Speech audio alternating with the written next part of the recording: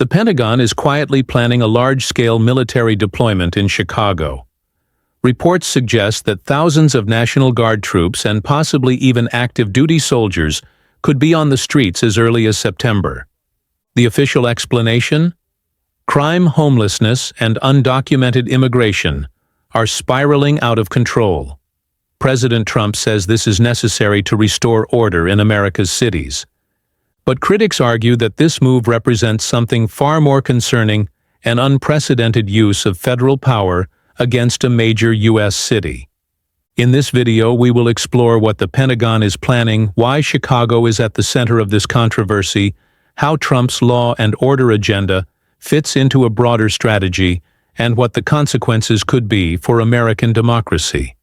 To understand why Chicago is now the focus of this military plan, we need to consider the city's unique combination of crime politics and national significance.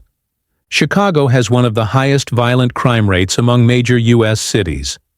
The city also represents a crucial political stronghold for Democrats, a factor Trump has frequently highlighted as evidence of failed liberal leadership. But this is not Trump's first attempt at military intervention in cities. In June, Los Angeles experienced a similar deployment. Over 4,000 National Guard members and 700 Marines were sent to patrol city streets. The goal, according to Trump, was to crack down on homelessness and rising criminal activity. The deployment sparked protests and national debate over the legality and necessity of using military forces in domestic law enforcement. Now Chicago is the next potential testing ground for what many analysts are calling Trump's urban crackdown model. The stakes are higher because Chicago is larger, more politically influential, and a symbol of urban America in the national imagination. Central to this plan is Trump's vision of law and order. For him, crime and immigration are not just local issues, they are national security threats. He has repeatedly argued that Democratic city leadership has failed its citizens, leaving federal intervention as the only solution. Supporters argue that this is long overdue. They point to gun violence, drug trafficking, and expanding homelessness as evidence that cities like Chicago need a firm hand. For them, the deployment represents decisive leadership, a tangible way to restore safety, where local governments have been unable or unwilling to act. Critics, however, view the plan as a dangerous expansion of executive power. By sending troops into a major city, Trump risks blurring the line between civilian law enforcement and military authority, raising questions about constitutional overreach and potential civil rights violations. Legal experts warn that this may set a precedent with implications far beyond Chicago. According to Pentagon insiders, several deployment scenarios are under consideration. The most likely involves a few thousand National Guard members patrolling key neighborhoods, transportation hubs, and public spaces. Some discussions have even considered active duty troops, although sources say this is less likely due to political and legal concerns.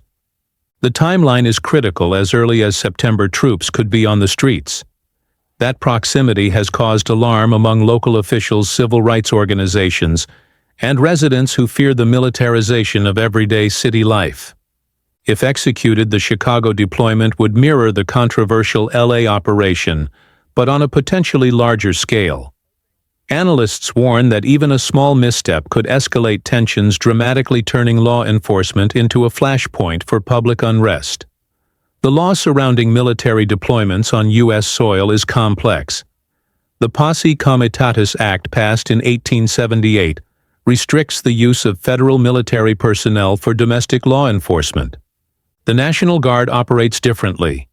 Under Title 32, they remain under state control, giving governors authority over their operations. Under Title 10, they can be federalized, putting them directly under presidential command. Trump's plan, if it uses federal authority, could legally override objections from the governor and city officials. While technically permissible, legal experts warn that such a move would almost certainly face court challenges and could set a long-lasting precedent for federal intervention in local affairs. Political reactions have been swift. Illinois Governor J.B. Pritzker has publicly opposed the deployment, calling it unnecessary and a dangerous federal overreach. Chicago Mayor Brandon Johnson has echoed the concern, warning that the operation could spark mass protests. Democrats nationwide describe the plan as an authoritarian step disguised as law enforcement. Meanwhile, Republicans and Trump supporters defend the operation as a necessary measure to restore safety and hold Democratic leaders accountable for rising crime. Civil rights groups are sounding alarms. Organizations like the ACLU argue that deploying troops risks violent confrontations with civilians and could escalate social unrest. Protest groups are already mobilizing, drawing historical comparisons to the 1968 Democratic National Convention and even the January 6th Capitol attack, warning that militarization could provoke political violence rather than prevent it. Chicago residents themselves are divided. Some welcome the presence of troops as a sign of safety, while others fear a city under occupation, patrolled by armed forces, instead of police officers accountable to the community. Chicago is not the only target. Sources indicate that similar National Guard mobilizations are being considered in as many as 19 states. Critics call this part of Trump's so-called revenge agenda. His administration has pardoned January 6th rioters, removed federal officials perceived as disloyal, and reshaped parts of the Department of Justice to align with his priorities. Deployments in multiple cities could establish a pattern in which the federal government uses the military not just for public safety, but as a political tool, fundamentally reshaping the relationship between local and federal authority. What happens if Trump moves forward? In the short term, crime may see localized reduction, but massive protests and legal battles are likely, which could create public disorder rather than calm.